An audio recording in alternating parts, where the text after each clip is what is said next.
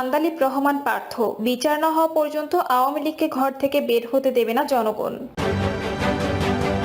দেশে ফ্যাসিবাদের জনক শেখ মুজিবুর রহমান, বললেন মির্জা ফখরুল। জানাবো 7 দিনের মধ্যে সমাধান চান রিকশা চালক মালিকরা। ব্রাহ্মণবাড়িয়ায় বৈষম্য বিরোধী ছাত্র আন্দোলনের দুপক্ষের সংঘর্ষ। এবং সর্বশেষ জানাবো গাইবান্ধায় 6 পা বিশিষ্ট বাছুরের জন্ম। শুনছিলেন সংবাদ শিরোনাম, এবারে বিস্তারিত। ব্যারিস্টার আন্দালিব রহমান পার্থ, বিচার না হওয়া পর্যন্ত আওয়ামী লীগকে ঘর থেকে বের হতে দেবে না জনগণ। বাংলাদেশ জাতীয় পার্টির চেয়ারম্যান ব্যারিস্টার আন্দালিব রহমান পার্থ বলেছেন, সংবিধানের সংস্কার প্রয়োজন হলে সবার আগে জনগণের সরকার প্রয়োজন। জনগণের নির্বাচিত সরকারের মাধ্যমে সংবিধান সংস্কার করা উচিত। ব্যারিস্টার পার্থ বলেন, বর্তমান এই সংবিধান দ্বারা দেশ পরিচালিত হলে যে কোনো সরকারি ফ্যাসিস্ট হয়ে যাবে। এই সংবিধানকে ব্যবহার করে বারবার মানুষের উপর অত্যাচার করা হয়েছে। যে সংবিধান মানুষকে নিরাপত্তা দিতে পারে না, সেই সংবিধান মানুষ ছুঁড়ে ফেলে দেবে। আন্তর্জাতিক সম্পর্ক ও দ্বিপাক্ষিক পররাষ্ট্রনীতির চুক্তিগুলো জনগণের অগোচরে যেন না হয় সে বিষয় উল্লেখ করে ব্যারিস্টার পার্থ বলেন, জনগণের সামনে যে কোনো আন্তর্জাতিক চুক্তি স্বাক্ষর করতে হবে।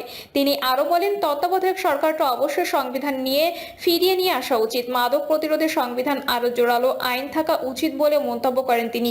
পতিত আওয়ামী লীগ সরকারের রাজনৈতিক পুনর্বাসন সম্পর্কে পার্থ বলেন, আওয়ামী লীগের এখনো পর্যন্ত রাজনীতি করার কোনো নৈতিক অধিকার নেই। গণহত্যার জন্য যাদের অনুশোচনা নেই তারা রাজনীতি করারও অধিকার হারিয়েছে। বিচার না হওয়া পর্যন্ত তাদেরকে ঘর থেকে সাধারণ মানুষ বের হতে দিবে না। যারা গণহত্যায় বিশ্বাস করে সেই সমস্ত দলকে বাতিল করার জন্য সংবিধানে কমিশন থাকা প্রয়োজন। তা না হলে সামনে আবার এই ধরনের রাজনৈতিক দলের উত্থান হতে পারে। তিনি বলেন, যারা বিদেশে টাকা পাচার করে তাদের জন্য অর্থনৈতিক রাষ্ট্রদ্রোহিতা আইন করা প্রয়োজন।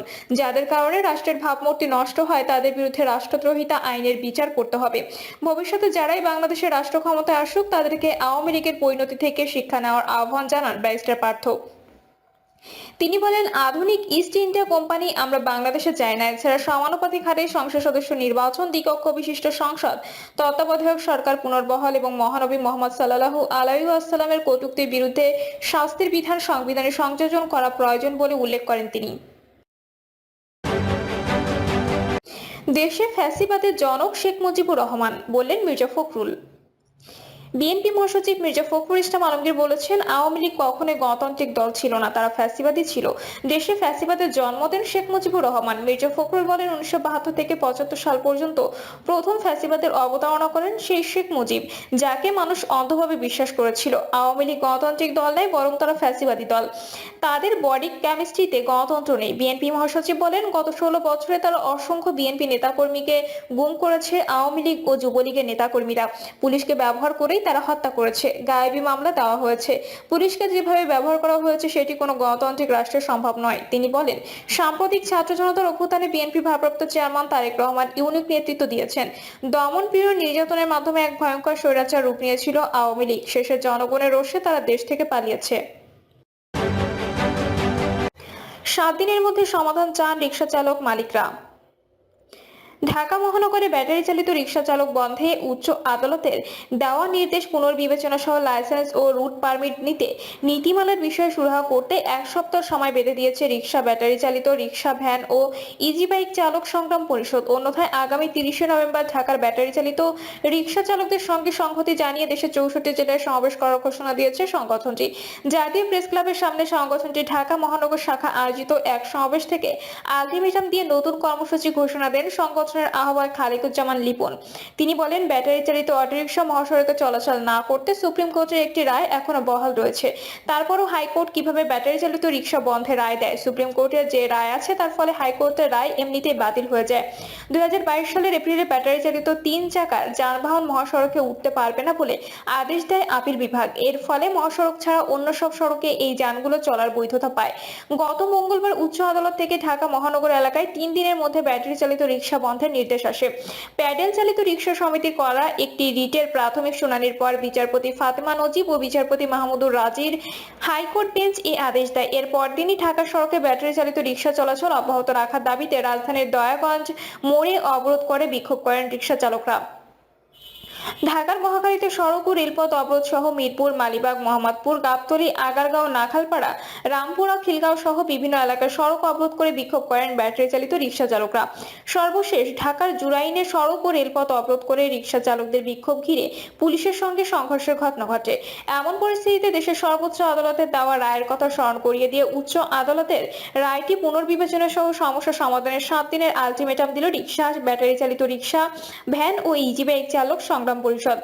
একটা নীতিমালা তৈরি করে আধুনিকায়ন করে ব্যাটারি চালিত রিকশা চালকদের লাইসেন্স দেওয়া, রুট পারমিট ও সড়কে পৃথক লেনের দাবিতে সংগঠনটি 12 বছর ধরে আন্দোলন চালিয়ে যাচ্ছে বলে জানান সংগঠনটির আহ্বায়ক খালিকুজ্জামান লিপন। বলেন, গত 6 জুলাই বিআরটিএ থেকে আমাদের চিঠি দিয়ে জানানো হলো আমাদের দাবিটা যৌক্তিকভাবে পরিচালনা করেছে।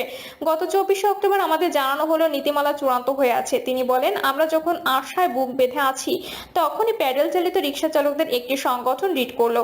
পেটে লাথি মেরে কোনো রিট হতে পারে না। সরকারকে উদ্দেশ্য করে সংগঠনটির আহ্বায়ক বলেন, আপনি একটা নীতিমালা করে লাইসেন্স দিয়ে নিবন্ধন করে রুট পারমিট দিয়ে দেন। যখন লাইসেন্স আর রুট পারমিটের বিষয়টি আসবে তখনই নিরাপত্তার বিষয়টি চলে আসবে। তাই নীতিমালাটা অবিলম্বে 7 দিনের মধ্যে চূড়ান্ত করুন। খালিকুজ্জামান লিপন বলেন, আমরা মহাসড়কে উঠতে চাই না, বাইলেন সার্ভিস করে দিন। আমরা ধৈর্য ধরে আন্দোলন করছি, এখনো সারা দেশে করি নাই। সারা দেশে প্রায় 60 লাখ ব্যাটারি চালিত রিকশার সঙ্গে 3 কোটি মানুষের জীবিকা নির্ভরশীল। তাই আপনারা হুঁশিয়ার হয়ে যান। অবিলম্বে আমলাতান্ত্রিক জটিলতা দূর করে সুপ্রিম কোর্টের রায়ের আলোকে লাইসেন্স দেওয়ার ব্যবস্থা করেন। ব্রাহ্মণবাড়িয়ায় বৈষম্য বিরোধী ছাত্র আন্দোলনে দুপক্ষের সংঘর্ষ।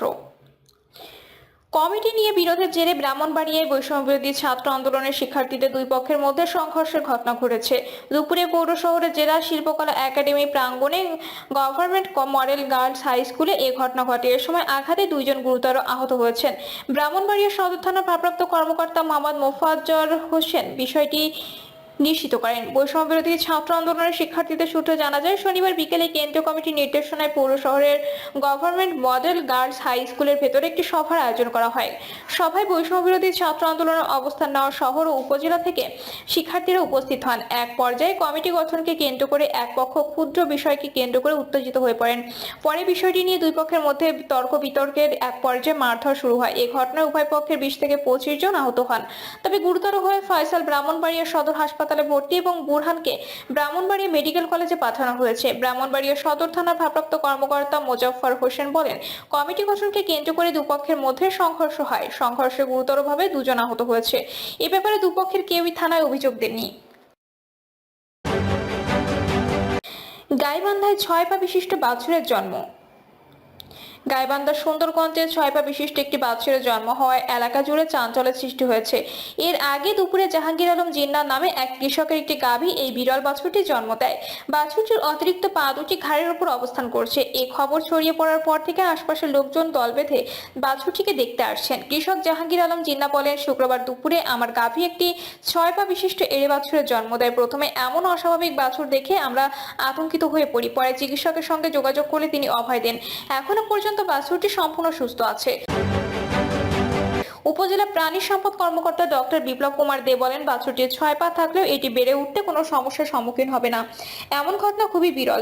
এই ঘটনাটি নিয়ে গ্রাম জুড়ে আলোচনা চলছে। স্থানীয় বাসিন্দারা এক নজর দেখতে ভিড় জমাচ্ছে, আর কেউ এটি সৌভাগ্যের প্রতীক হিসেবে দেখছেন। প্রিয় দর্শক, এই ছিল এখনকার সর্বশেষ সংবাদ। আপডেট সব সংবাদ পেতে চ্যানেলটি সাবস্ক্রাইব করে বেল আইকনটি ক্লিক করে রাখুন।